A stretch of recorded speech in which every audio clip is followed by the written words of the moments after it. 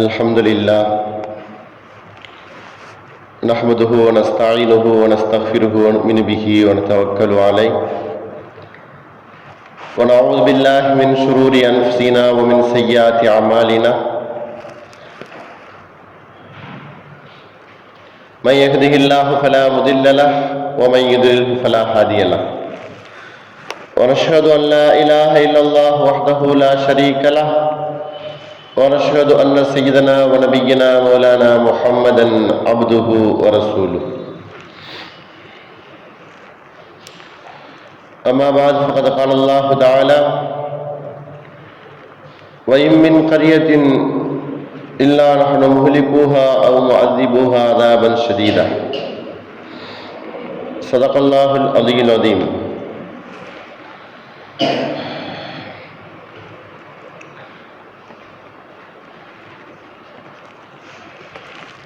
அல்லாஹுக்கே எல்லா புகழும், சாந்தியும் சமாதானமும் நபிகள் நாயகம் ஸல்லல்லாஹு அலைஹி வஸல்லம் அவர்கள் மீதும், அவர்களை பின்பற்றிய உத்தம சத்திய சஹாபாக்கள், தாபிஈன்கள், தபா தாபீன்கள், குறிப்பாக நம் எல்லோரின் மீதும் அல்லாஹ்வின் சாந்தியும் சமாதானமும் என்றென்றும் நின்று நிலவட்டுமாக. ஆமீன்.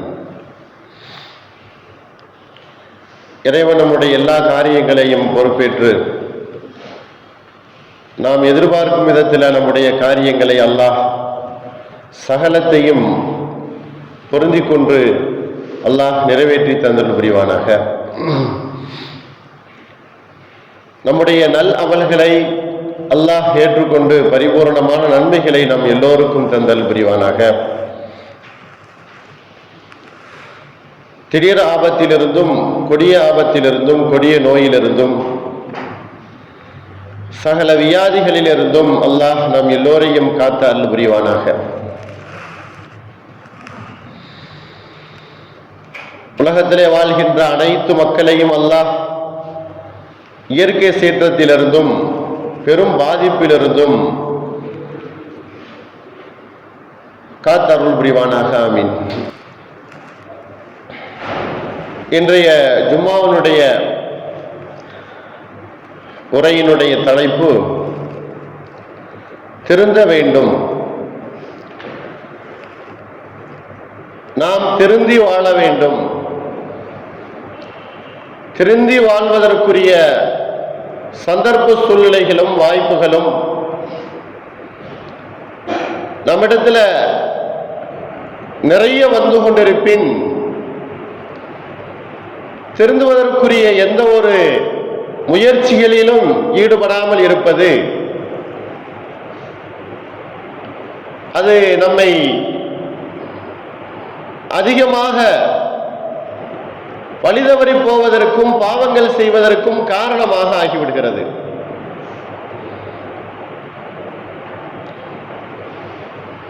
மற்றவர்கள் திருத்துவது, நாம திருந்திக் கொள்வது.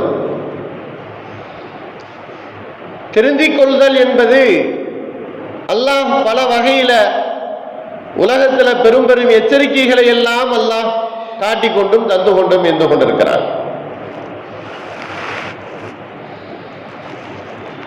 உலகத்தில் நான் தான்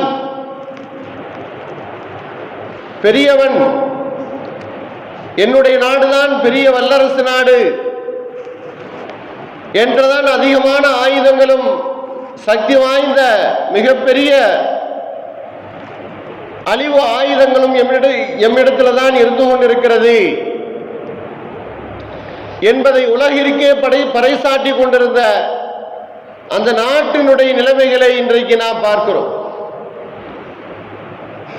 எவ்வளவு சக்தி வாய்ந்த ஆயுதங்கள் இருந்த போதும் அல்லாஹ் ஏற்படுத்திய தீயை அணைக்க முடியவில்லை. இது அணைத்துவிட்டு உலக நாடுகளை தன்னுடைய கைக்குள், கைவசத்திற்குள் வைத்துக் கொள்வதற்கு எந்த ஒரு முயற்சிக்கும் அல்லாஹ் இடமளிக்கவில்லை. திருந்துவதற்காக வேண்டியே அல்லாஹ் இது போன்ற மிகப்பெரிய சூழ்ச்சிகளையும் அவனிடத்திலிருந்து அனுப்பி கொண்டிருக்கிறான்.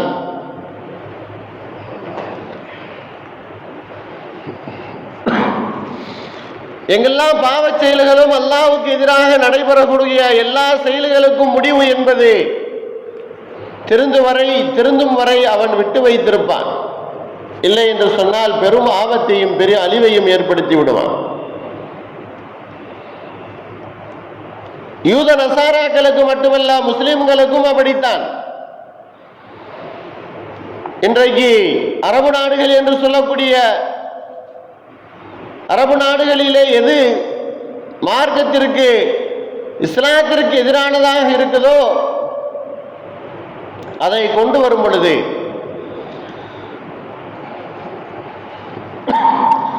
அது அங்கு உள்ளே நுழைந்து விடும் பொழுது அல்லாஹ்வுடைய கோபத்திற்கும் சாபத்திற்கும் ஆளாகும் பொழுது அல்லாஹ் தன்னுடைய புறத்திலிருந்து மிகப்பெரிய வெள்ளத்தையும் சீற்றத்தையும் அல்லாஹ் ஏற்படுத்துகிறான். அதுதான் இன்றைக்கு நடந்து கொண்டிருக்கக்கூடிய ஒரு நிலை.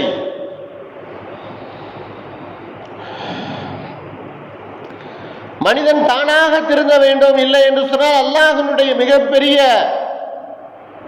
அழிவுக்குள்ளாக்கப்பட்டு முழுவதுமாக அழிக்கப்படுதல் என்பது அல்லாஹ்வுடைய நீதியாக இருந்து கொண்டிருக்கிறது. குர்ஆனுடைய ஏனைய வரலாற்று சம்பவங்களை நாம் பார்க்க முடிகிறது, படிக்க முடிகிறது. பலவாறு எச்சரிக்கை செய்த அந்த சமூகத்தினர்களை கடைசியாக தன்னுடைய வல்லமையை கொண்டு அழித்த வரலாறு குர்ஆனிலே தெளிவாக பதிவு செய்யப்பட்டிருக்கிறது. ஹூத் ஆது கூட்டத்தினர்கள், சமூது கூட்டத்தினர்கள், பனி இஸ்ரவேல் என்று சொல்லக்கூடிய மூசா அலைஹிஸ்ஸலாம் அவர்களுக்கு கூட்டத்தினர்கள்,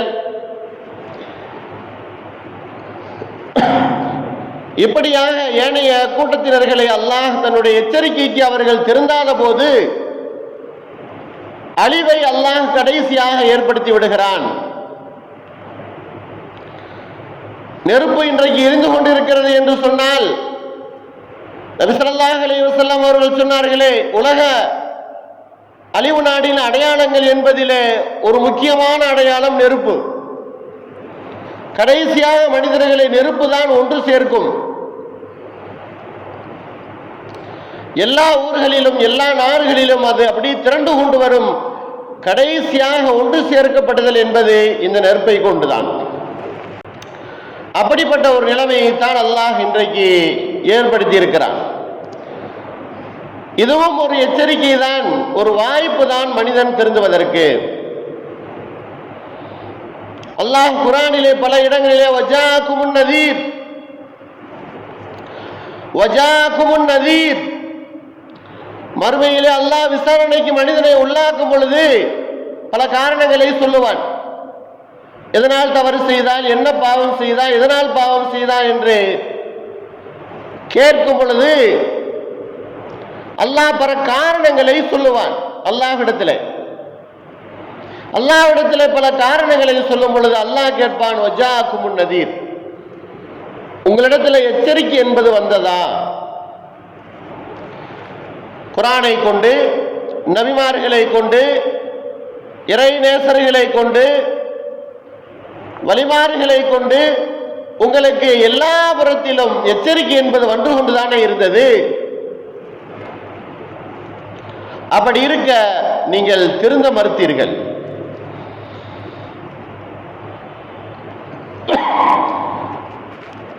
திருந்துவதற்கு முயற்சிகள் செய்யவில்லை. இன்று விசாரணையிலே நீங்கள் நின்று கொண்டிருக்கிறீர்கள்.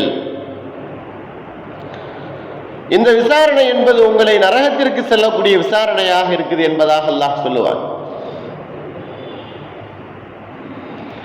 மறுமையில் விசாரணையின் போது மக்கள் பல காரணங்களை சொல்லி தப்பிப்பதற்கு, நரகத்திலே நுழையாமல் சொர்க்கம் போவதற்கு பல காரணங்களை அவர்கள் சொல்லுவார்கள். ஆனால் எல்லாத்திற்கும் அல்லாஹ் ஒரே வார்த்தையிலே சொல்லி முடித்து விடுவான், உங்களிடத்தில் எச்சரிக்கை வந்ததா இல்லையா?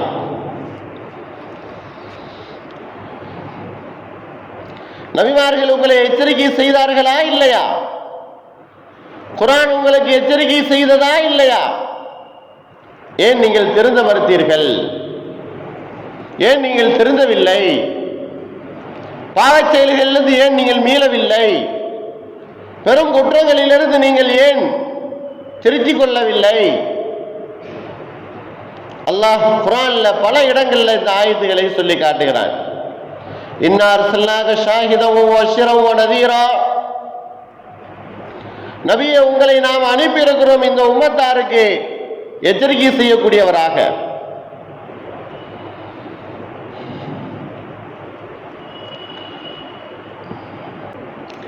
எச்சரிக்கை என்பது மனிதனுக்கு வாய்ப்புகள் அளிப்பது என்பது அல்லாஹ் பல விதத்திலே கொடுக்கிறார்.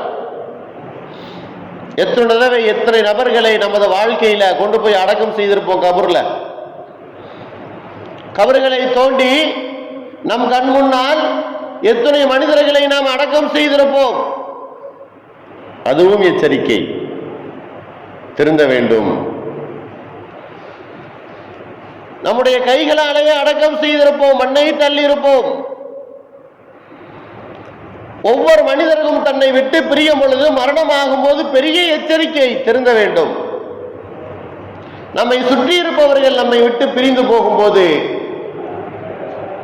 பெரும் எச்சரிக்கையாக இருந்து கொண்டிருக்கிறது. திருந்துவதற்குரிய முயற்சிகளிலே நாம் ஈடுபடவில்லை. திருந்த வேண்டுமே. குர்ஆன் இடத்துல வந்திருக்கிறது. எத்தனை முறை கபரிஸ்தானுக்கு நாம் சென்று வந்து கொண்டிருக்கிறோம். நாமும் இருக்குதான் வரப்போகிறோம் என்கிற நிலைமையை உள்ளத்திலே நாம் ஆழமாக பதிய வைக்கவில்லை. ஆகையினால் திருந்துதல் என்பது தாமதமாகிக் கொண்டே போய் கொண்டிருக்கிறது. பாவச் செயல்களிலிருந்து மீளுதல் என்பது தாமதமாகிக் கொண்டு போய் கொண்டிருக்கிறது. எல்லா எச்சரிக்கைகளும் எல்லா வாய்ப்புகளையும் அல்லாஹ் நமக்கு கொடுத்த போதிலும் திருந்துவதற்குரிய மனமும் உள்ளமும் வராமலேயே இருந்து கொண்டிருக்கிறோம். சுற்றி இருப்பவர்கள் நம்மை விட்டு பிரிந்து விடும் பொழுது வாய்ப்புகளை அல்லாஹ் கொடுக்கிறான். எச்சரிக்கைகளை அல்லாஹ் நமக்கு தந்து கொண்டிருக்கிறான். ஒவ்வொரு மனிதர்களுக்கும் நரைமுடி ஏற்படுதல் எச்சரிக்கை, வாய்ப்பு திருந்துவதற்கு. மனிதர்களுக்கு நரைமுடி ஏற்படும் பொழுது மனிதன் திருந்துவதற்குரிய வாய்ப்புகளை அல்லாஹ் தந்து கொண்டிருக்கிறான். பேரன் பேத்திகள் வரும் பொழுது, 60 வயதை கடக்கும் பொழுது, இவைகள் அனைத்தும் நமக்கு தரக்கூடிய அல்லாஹ்விடத்திலிருந்து வரக்கூடிய எச்சரிக்கை. நாம் திருந்த வேண்டும்.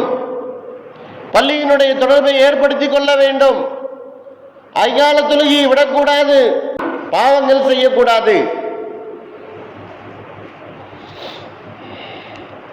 ஒரு மனிதர் 60 வயதாகியும் தான் திருந்தவில்லை என்று சொன்னால் அதற்கு பின்னால் அல்லாஹ் எந்த ஒரு வாய்ப்பையும் கொடுப்பதில்லை.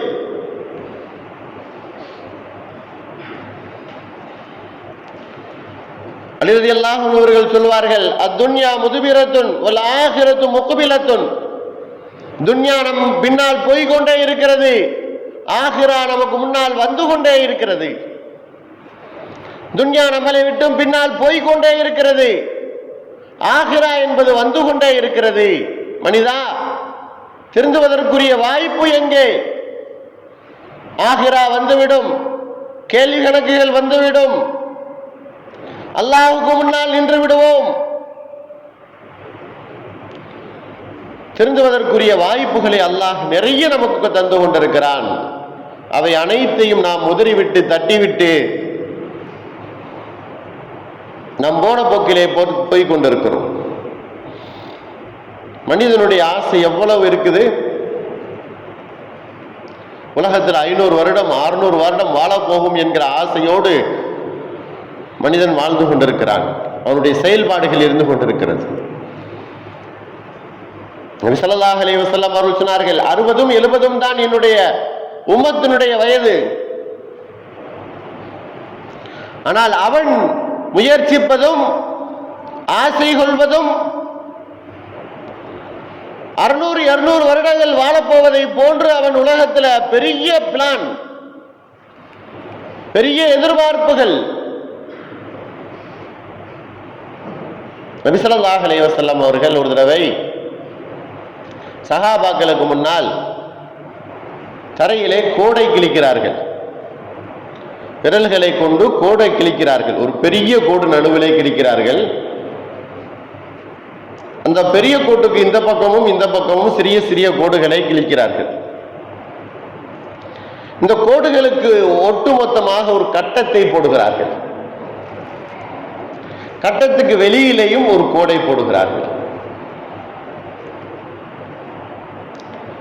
இதை சஹாபாக்கள் கேட்கிறார்கள், அல்லாஹ்வின் தூதரே, இது என்ன? இந்த பெரிய கோடு இருக்கு பார்த்தீங்களா, இதுதான் மனிதன். பக்கத்தில் இருக்கக்கூடிய சின்ன சின்ன கோடுகள் அவனுக்கு வரக்கூடிய எச்சரிக்கைகள், ஆபத்துகள், நோய்கள். கட்டம் இருக்குதே அவனுடைய வாழ்வு, அவ்வளவுதான். அந்த கட்டத்துக்குள்ள, கட்டத்துக்கு வெளியிலே ஒரு கோடு இருக்கிறது அல்லவா, இது அவனுடைய ஆசை.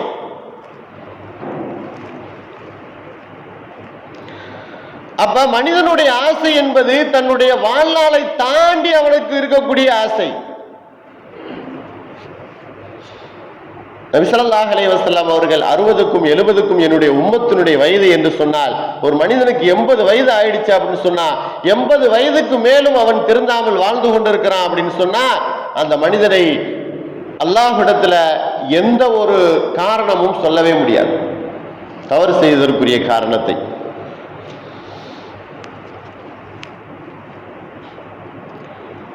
திருந்தாமல் இருப்பதற்கு நாமெல்லாம் அல்லாஹ்விடத்துல சுவர்க்கவாசிகள் என்கிற சர்டிபிகேட் வாங்கி வந்திருக்கோமா?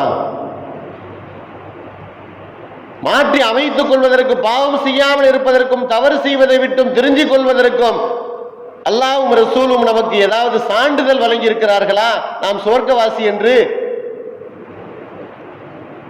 சுவர்க்கவாசி நபி ஸல்லல்லாஹு அலைஹி வஸல்லம் அவர்களுடைய காலத்திலேயே நபி அவர்கள் சொன்னார்கள், இன்னென்ன நபர்களை சுவர்க்கவாசி என்பதாக சொன்னார்கள்.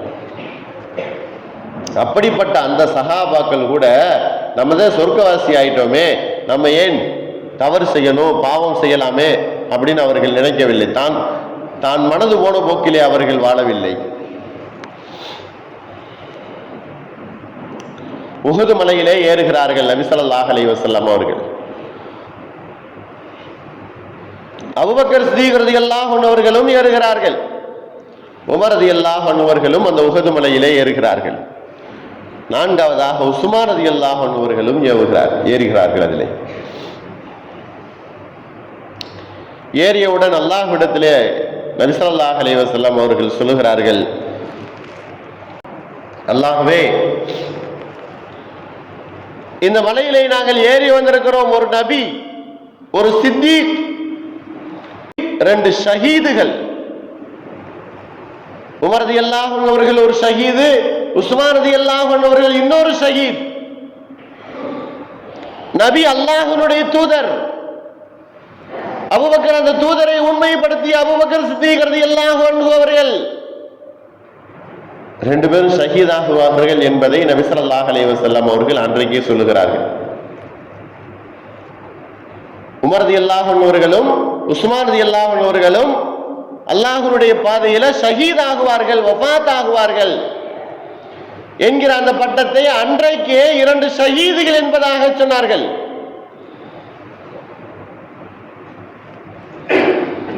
எல்லா விஷயத்தையும் நபி ஸல்லல்லாஹு அலைஹி வஸல்லம் அவர்கள் இருக்கக்கூடிய காலத்துல அனைத்தையும் சொல்லிவிட்டு சென்றார்கள். சுவர்க்கவாசிகள் யார், ஷஹீதுகள் யார்? அபூபக்கர் சித்தீக் ரலியல்லாஹு அன்ஹு அவர்களை பார்த்து சொன்னார்கள், அபூபக்கர் என்னை உண்மைப்படுத்தியவர். அவருடைய பொருள் அனைத்தும் மார்க்கத்திற்கு, தீனுக்கு அவ்வளவு பெரிய நன்மையாக இருந்தது. பெருமையாக சொல்லுவார்கள். நபி ஸல்லல்லாஹு அலைஹி வஸல்லம் அவர்கள் யாரை பார்த்து?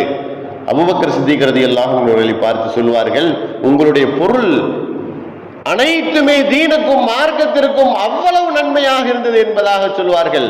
நெகிழ்ந்து போவார்கள். அபூபக்கர் சித்தீக் ரலியல்லாஹு அன்ஹு அவர்கள், அல்லாஹ்வின் தூதரே, நான் அப்படி என்ன பொருள் உங்களுக்கு நான் கொடுத்துட்டேன் என்பதாக சொல்வார். அபூபக்கர் சித்தீக் ரலியல்லாஹு அன்ஹு அவர்களுடைய ஆட்சி காலம் வருகிறது. பொறுப்பேற்கிறார்கள். கலீஃபாவுடைய பொறுப்பை ஏற்கிறார்கள். தெருவிலே துணி மூட்டையை தூக்கி வைத்துக் கொண்டு தெருவிலே நடந்து போறாங்க. நண்பர்கள் தோழர்கள் கேட்கிறார்கள், எங்கு செல்கிறீர்கள்? என்னுடைய உணவுக்கும் என்னுடைய குடும்ப பொருளாதாரத்துக்கும் நான் சம்பாதிக்க செல்கிறேன், நான் என்ன செய்வது? அந்த இடத்திலேயே ஒரு கூட்டத்தை கூட்டுகிறார்கள். நீங்கள் சம்பாதிக்க சென்று விட்டால் இந்த சமூகத்தையும் இந்த பொறுப்பையும் யார் கவனிப்பது? ஆகையினால் உங்களுக்கு இன்று பைத்துல் மாலிலே ஒரு சம்பளத்தை ஏற்படுத்துகிறோம், நீங்கள் இதை கவனித்துக் கொள்ளுங்கள். பொதுவாக பைத்துல் மாலுடைய பொறுப்பு சமூகத்தினுடைய பொறுப்பு, சமூகத்தினுடைய ஆர்வலர்களுடைய பொறுப்பு, சமூகத்துக்காக வேண்டி இருக்கக்கூடியவர்களுடைய அந்த வாழ்வாதாரத்தினுடைய பொறுப்பு. சமூகம் ஏற்றுக்கொள்வது என்பது அபூபக்கர் சித்தீக் ரலியல்லாஹு அன்ஹு அவர்களுடைய காலத்திலிருந்து வருகிறது. இன்றைக்கும் நாம் இமாம்களுக்கு, பள்ளியினுடைய பொறுப்புதாரிகளுக்கு, பள்ளியிலே பணியை செய்யக்கூடியவர்களுக்கு, சமூக பணியிலே இருக்கக்கூடியவர்களுக்கு இந்த சமூகத்தினுடைய பொறுப்பு அவர்களுடைய வாழ்வாதாரத்தையும் பொருளாதாரத்தையும் கவனித்துக் கொள்ளுதல் என்பது.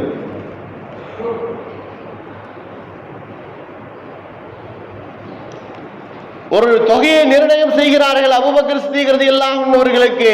அந்த தொகை மிஞ்சினால் கூட அதை கூட அபூபக்கர் சித்தீக் ரலியல்லாஹு அன்ஹு அவர்கள் பைத்துல் மாலிலே சேர்த்து விடுவார்கள். நபி ஸல்லல்லாஹு அலைஹி வஸல்லம் அவர்கள் சொர்க்கவாசி என்பதாக நன்மாராயம் கூறப்பட்டவர்கள். அபூபக்கருன் ஃபில் ஜன்னah அப்படின்னு சொல்லப்பட்டவர்கள். அபூபக்கருன் ஃபில் ஜன்னah, சொர்க்கவாசி, சொர்க்கத்தில் இருக்கக்கூடியவர் என்பதாக சொல்லப்பட்டவர்கள். உமர் ரலியல்லாஹு அன்ஹு அவர்கள் எப்படிப்பட்டவர்கள்? ஷைத்தான் அவர்களை பார்த்து விரண்டோடுவான். அவர்களை பார்த்தும் நபி ஸல்லல்லாஹு அலைஹி வஸல்லம் அவர்கள் சொர்க்கவாசி என்பதாக கூறினார்கள். சொர்க்கத்தினுடைய மாளிகை அவர்களுக்கு உண்டு என்பதாக சொன்னார்கள். அப்படி சொர்க்கத்தினுடைய நன்மாராயம் சொல்லப்பட்டவர்களே கூட அவர்கள் உலகத்தில் எந்த ஒரு பாவச் செயல்களிலேயும் தவறுகளிலேயும் ஈடுபடாத போது நாம் திருந்தாமல் பாவச் செயல்களில் ஈடுபட்டு கொண்டு இருப்பது நமக்கு என்ன சொர்க்கவாசி என்பதாக சுப செய்தி சொல்லப்பட்டிருக்கிறதா? அன்பானவர்களே, மார்க்கத்திற்காக வேண்டி எந்த செல்வம் செலவிடப்படுகிறதோ அது பரக்கத்தான செல்வம். மார்க்கத்திற்காக வேண்டி எவ்வளவு செல்வங்கள் செலவிடப்படுகிறதோ அதுதான் பரக்கத்திற்குரிய செல்வம்.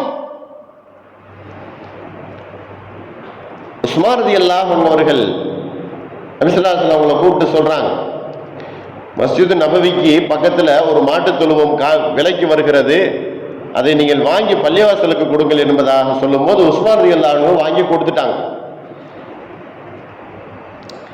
கடைசி காலத்திலே உஸ்மான் ரலியல்லாஹு அன்ஹு அவர்கள் அந்த பள்ளியிலே தொழ விடாமல் தடுத்தார்கள் ஒரு சமூகம்.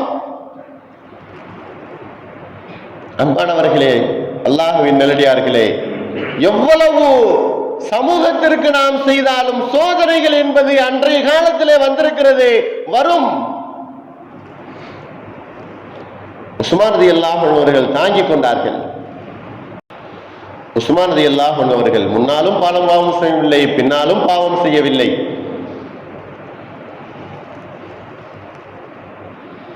இப்படியாக உலகத்துல நிறைய வாய்ப்புகள் நமக்கு கிடைத்தாலும் எச்சரிக்கைகள் வந்த போதும் நாம் திருந்தாமல் இருப்பது என்பது என்ன ஒரு அவல நிலை.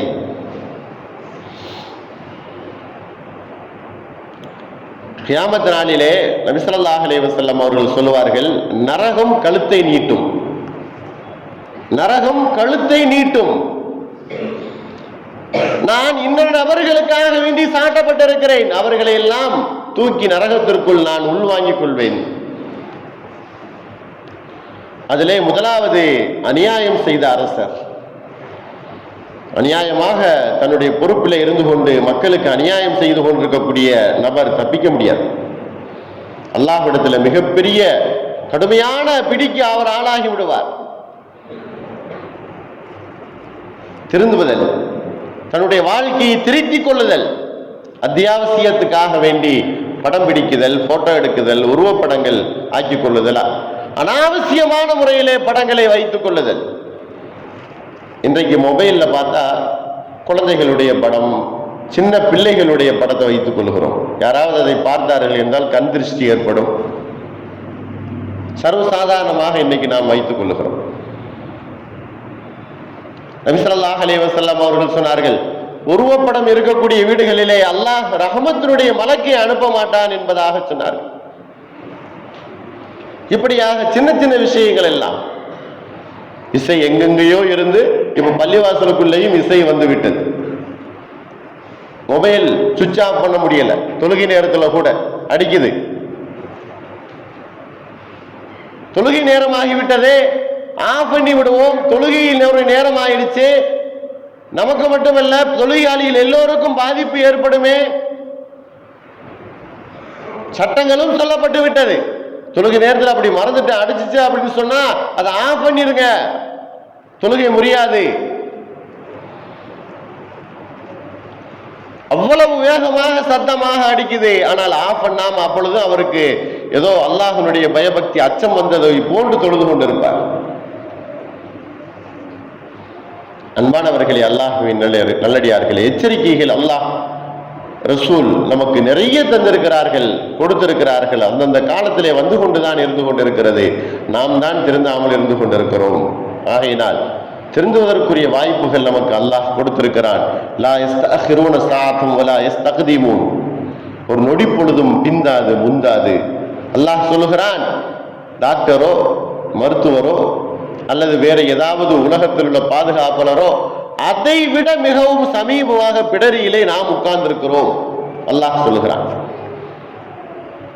யாரெல்லாம் உங்களுக்கு சமீபமா பக்கத்தில் இருக்கணும் நீங்க இருக்கிறீங்க அப்படி நீங்க நினைத்து கொண்டிருக்கிறீர்களோ அவர்கள் எல்லாத்தையும் விட எல்லோரையும் விட பிடரினுடைய நரம்பிலே நாம் உட்கார்ந்து இருக்கிறோம். நாம் தான் உங்களுக்கு சமீபம். முந்தவும் முடியாது, பிந்தவும் முடியாது. வாய்ப்புகளை பயன்படுத்திக் கொள்ள வேண்டும், திருந்திக் கொள்ள வேண்டும், பாவச் செயல்களிலிருந்து மீண்டு விட வேண்டும். நோன்பு மாதம் வரவிருக்கிறது, தௌபாவிலே நாம் அதிகமாக ஈடுபட வேண்டும். அல்லாஹ் அதற்குரிய வாய்ப்பையும் தௌஃபீக்கையும் அல்லாஹ் நம் எல்லோருக்கும் தந்தல் புரிவானாக. வாஹிர் தாவானா அல்ஹம்துலில்லாஹி ரப்பில் ஆலமீன். அஸ்ஸலாமு அலைக்கும் வரஹ்மத்துல்லாஹி வபரகாத்துஹு.